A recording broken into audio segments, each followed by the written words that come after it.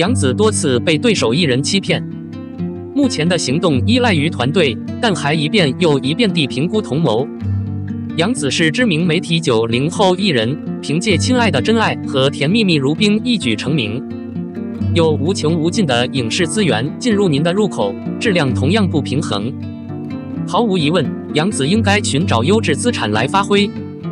无论如何，随着时间的推移，杨紫的眼光已经不再考虑团队，而是更多地想到了帮凶的男主角。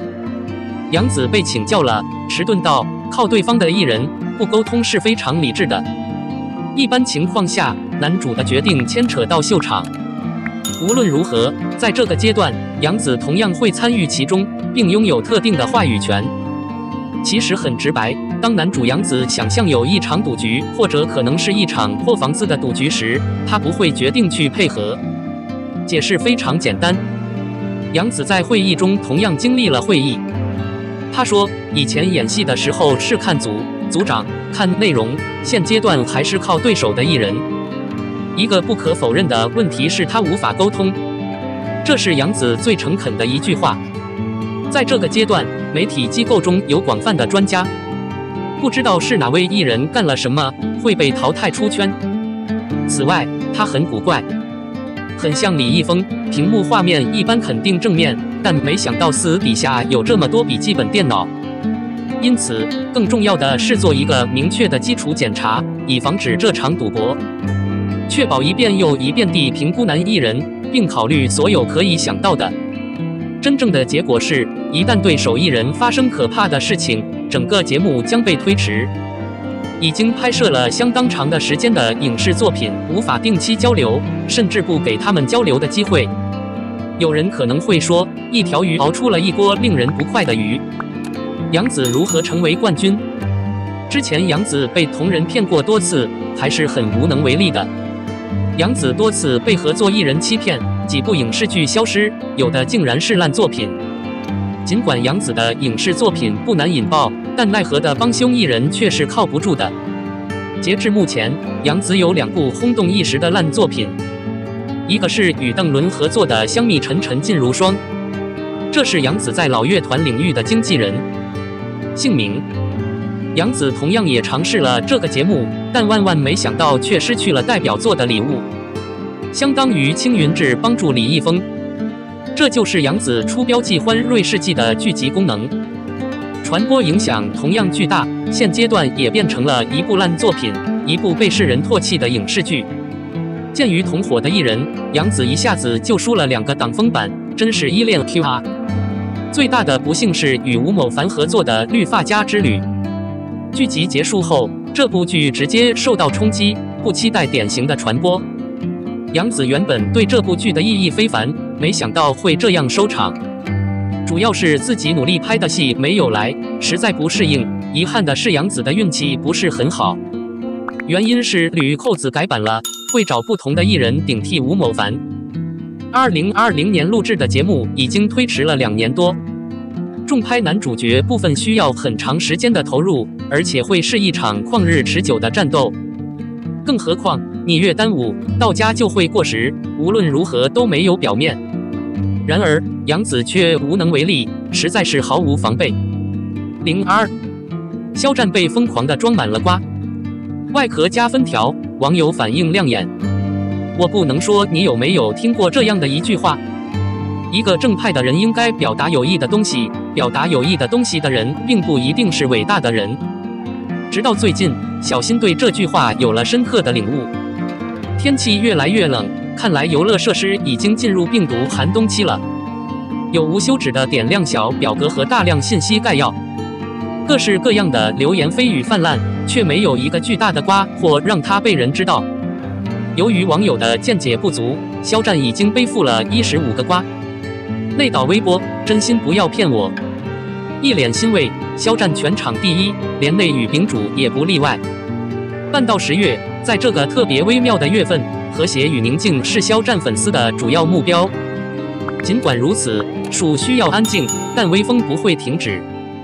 看似平静的内心消遣，其实是一股暗流。最常见的暗流类型可能是战斗。有的人伤千敌，损几八百，有些人事后离开并隐藏他们的工作和姓名。高，真的高。大比就是一个会做这件事的人。一些不知名的网友还是会认为他是真心喜欢肖战的。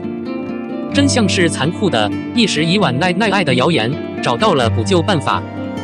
前些天，他一边喊着新剧好，一边踩着暑期档的另外2部剧。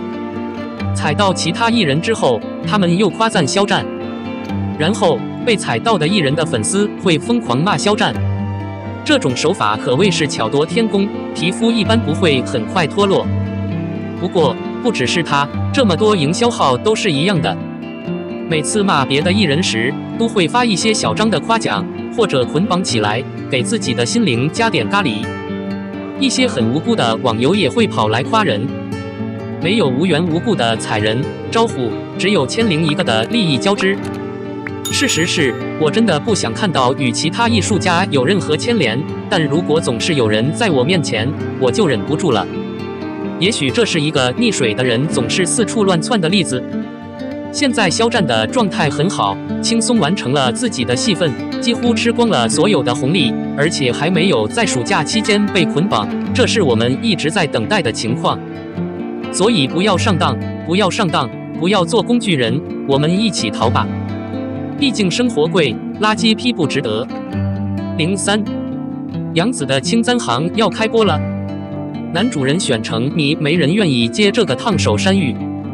古装剧的热度如此之高，基本上只要好看就能取得好成绩。6月，天仙刘亦菲和陈晓的《梦花录》是今年最火的一部。之后的《苍兰秘境271》，王鹤棣和虞书欣这对 CP 都收获了一大批粉丝，王鹤棣更是一飞冲天，出演了不少角色。同样悬而未决的还有鹅厂的玉骨遥、肖战和任敏的虐恋情。预告片中肖战流下的泪水震惊了所有人，其他的主角也都是颜值爆表，绝对是大饱眼福。现在网上有消息说青簪行将于2023年上映，但最大的问题是男主会在哪里？4亿美元投资不易放弃，爱转脸是首选。青簪线是红极一时的 IP， 原著火爆，鹅厂很喜欢这部电影，选了一个当红的小伙子，甚至让女主成为了第2部。不过鹅厂在这部剧上投入了4亿，这可不是一笔小数目。万里行的投资只有3.5亿，而中国梦更是在网上传出200至3亿的标价。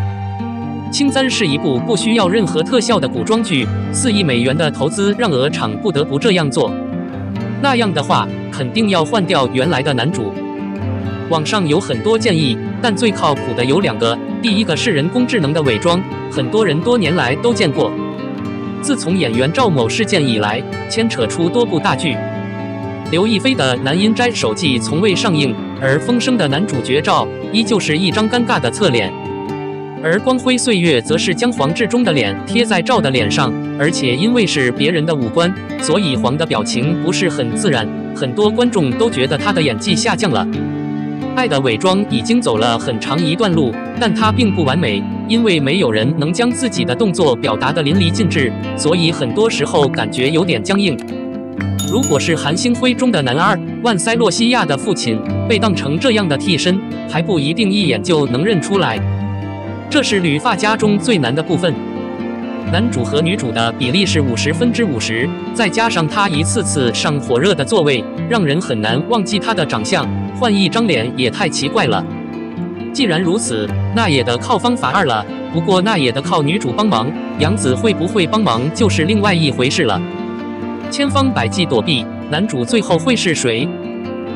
但是要改变造型，必须有人更换原来的男主。